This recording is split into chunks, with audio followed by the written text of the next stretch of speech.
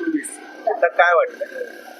बघा, गेली 35 वर्ष सामाजिक आणि राजकीय जीवनामध्ये मी आज ह्या निवडणुकीमध्ये प्रचार करत होतो.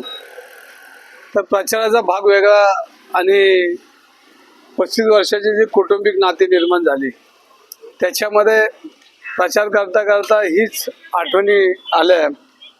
एक परिवार म्हणून, एक कुटुंबातला सदस्य म्हणून ही चर्चा जास्त रंगत होती आणि सगळ्यात समाधान झालं की आयुष्यामध्ये आपण काय कमवलं तर माणसं कमवली.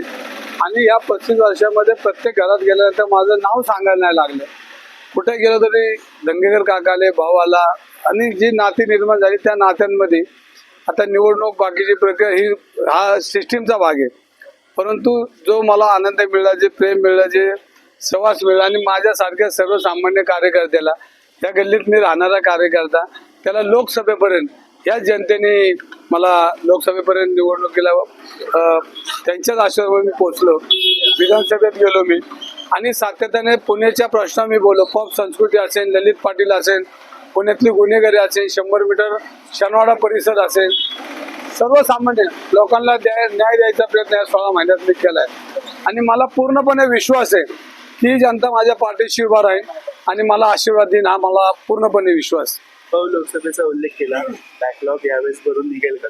100% ही निवडणूक वेगळी, विधानसभा वेगळी, लोकसभा वेगळी, मनपा निवडणूक वेगळी. तर ही निवडणूक अत्यंत चांगल्या पद्धतीनं तुम्हाला होताना दिसेल आणि माझ्या पदरात ही जनता यश टाकेल हा माझा विश्वास आहे.